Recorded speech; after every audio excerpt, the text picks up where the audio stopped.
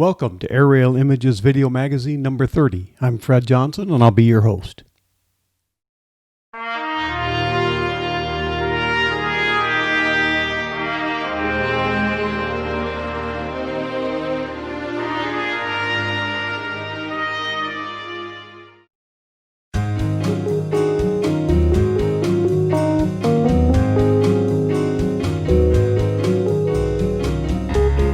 Come visit Southern California airports and trains in March of 1969. It was an easygoing time when Mustangs and other warbirds were casually parked in the open, and it was easy to talk with airport workers and see these gems on the ramp. Many displayed steam locomotives had been retired less than 20 years at that time.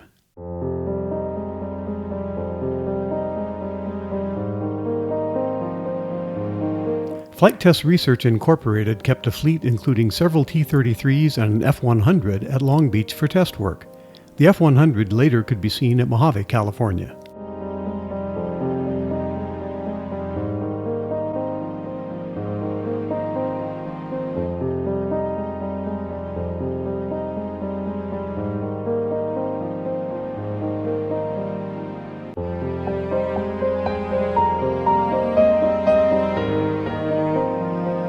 This slim Douglas DC-2 was another choice find at Long Beach.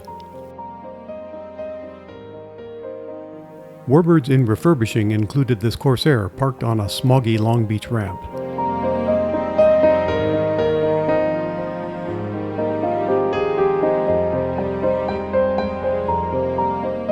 Though a registration number cannot be seen in the photo, it is likely that this J2F6 duck became one of the planes used in the movie Murphy's War a year later. It may be the duck later restored for display in the National Museum of the U.S. Air Force.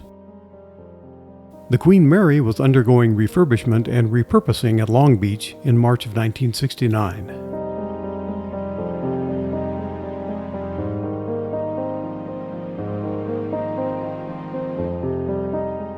Southern Pacific 260 number 1765 was rescued from a scrapyard to become centerpiece of the Lomita Railroad Museum in the town of Lomita in the 1960s.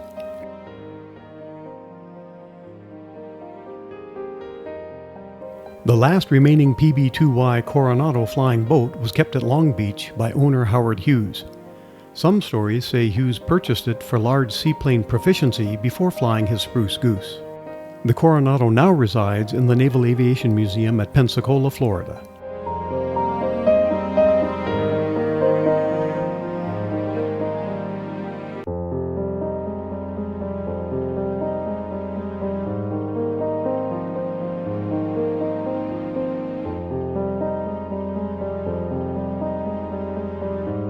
Saw this Ford Trimotor N9651 at Santa Monica Airport, where it was kept by Gaylord Moxon. Bardol Miss Racer number 49 and Bardol 2 Racer number 14 both carried bold yellow and black checkerboard paint schemes when we came across them at Santa Monica. The two P-51s were flown by E.D. Weiner, who's facing the camera in a racing jacket. A promotional team was taking photos when we visited Santa Monica. 1969 would be his last year racing the colorful Mustangs. Health problems during the Reno air races preceded his death in a Reno hospital.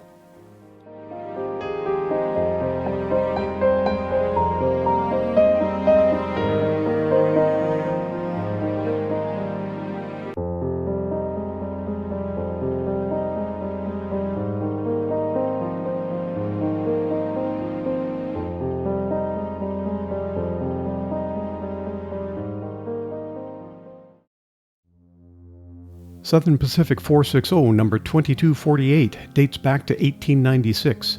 Seen in the San Fernando Valley on our March 1969 visit, this locomotive survives as an operable steam engine in the greater Fort Worth, Texas area. It is undergoing inspection and repairs as this is written and is expected to return to service with the Grapevine Vintage Railroad. In the 1950s, Gene Autry began collecting steam locomotives on his Melody Ranch acreage in the Santa Clarita Valley.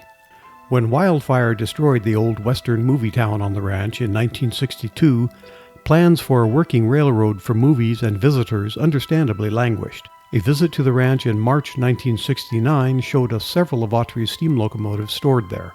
With a slope-back tender, Long Bell 262 steam locomotive number 4 was saved from a scrapyard by Autry. Southern Pacific 260 Mogul number 1629 was subsequently donated by Gene Autry to the nearby Santa Clarita Valley Historical Society in 1981. It is currently displayed beside the relocated Saugus train depot at the Historical Society's holdings.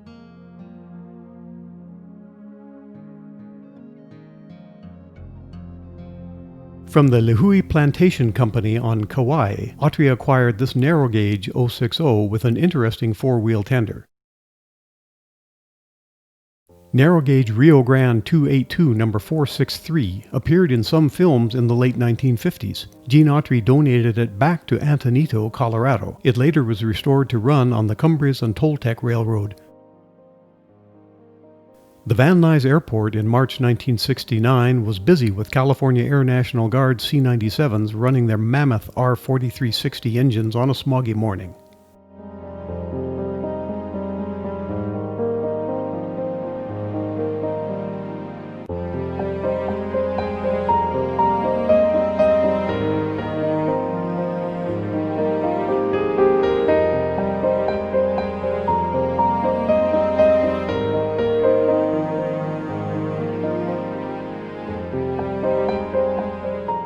Clay Lacey kept his purple P-51, race number 64, parked on the ramp at Van Nuys. Mike Carroll's exotic yellow Hawker Sea Fury, race number 87, shared the Van Nuys sunshine. More than 6 feet were cut from the wingspan of this fighter, which also received a tiny bubble canopy and an extension to the bottom of the rudder.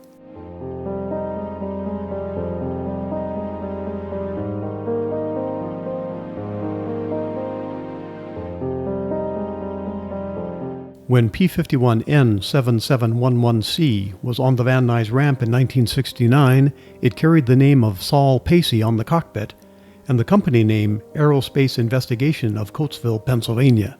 It crashed with a different owner in 1979 and has since been rebuilt. Mustang N12064 carried clean red and white civilian paint in 1969 before the mass migration of civilian Mustangs to military paint schemes.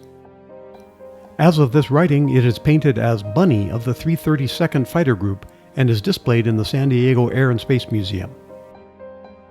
Showing race number 9 on the Van Nuys ramp, P-51N332 had a racing career in the 1960s. Following a crash in 1979, this aircraft became the basis for a radical rebuild as racer number 84, Stiletto. As of this time, this Mustang is in TF-51 configuration as Mark Peterson's Diamondback flying out of Boise, Idaho.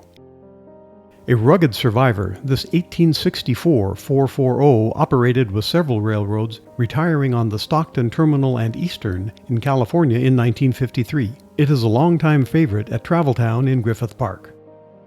Built in 1880 as an 042, this boxy saddle tank ended service with the Southern Pacific before display at Traveltown. Behind it, the Traveltown F-7U Cutlass was displayed for many years. The Cutlass now resides at the Naval Aviation Museum in Pensacola, Florida.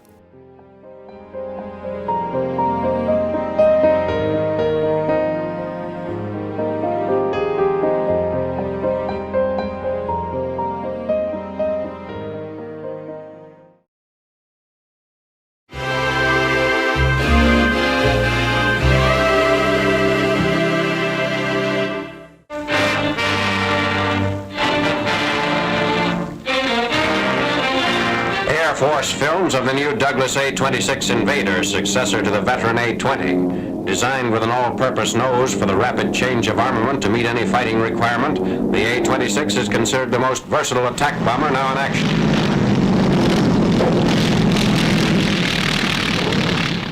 The Invader's bottom and top turrets together give defensive fire in all degrees of azimuth and elevation. There are 8 removable 50 caliber package guns. The interchangeable nose may be plexiglass model for bombing missions, an attack nose with one 75mm and one 37mm cannon, or a strafing nose with 6 50 caliber machine guns. Recognition keynote of the A-26 is its squareness. The flat cabin roof and forward belly give the plane a boxy look. Wings are swept back with square edges. The tailplane and huge fin are also square-tipped. Large nacelles extend way forward and aft of the wing.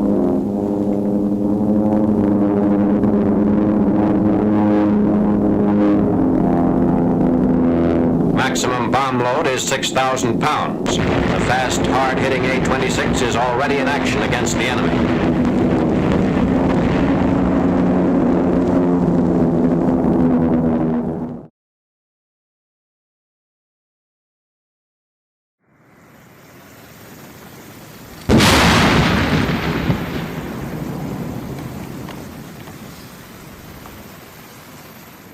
This is Air Force released footage of the MQ-9 Reaper remotely piloted aircraft built by General Atomics. The MQ-9 can carry precision-guided ordnance, making it both a surveillance and an attack machine. The Air Force says the MQ-9 can employ 4 laser-guided AGM-114 Hellfire air-to-ground missiles, said to provide highly accurate, low collateral damage anti-armor and anti-personnel engagement capabilities. Other armaments available include laser-guided bombs like the Paveway 2 and also Joint Direct Attack munitions. An Air Force Reaper used an air-to-air missile to shoot down a smaller drone in a 2017 test.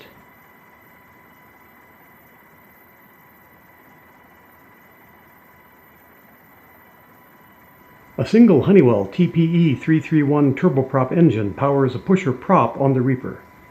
Its speed range is said to be between 194 and 300 miles an hour tops.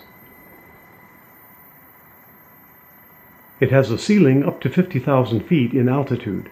Operational altitude may be closer to 25,000 feet. Range is said to be 1,150 miles. Typically, a takeoff and landing crew uses line-of-sight communications to perform launch and recovery at the deployed location, while the crew in the continental U.S. provides command and control of the balance of the mission. This allows a smaller number of operators to be forward deployed, and is also said to streamline logistics for Reaper operations. A mission crew consists of a pilot and a sensor operator.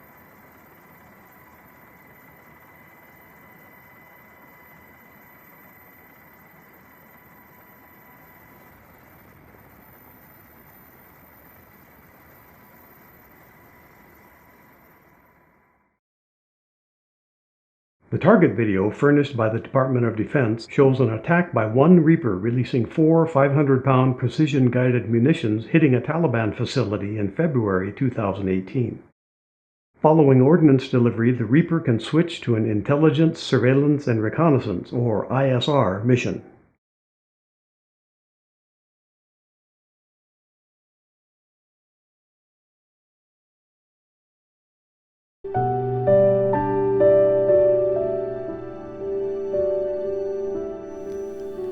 Right about now, everyone would really enjoy an air show like Oshkosh, so here's a look back at EAA AirVenture for 2008. You can support organizations like the EAA in this pandemic year by becoming a member and looking forward to the resumption of next year's air show season.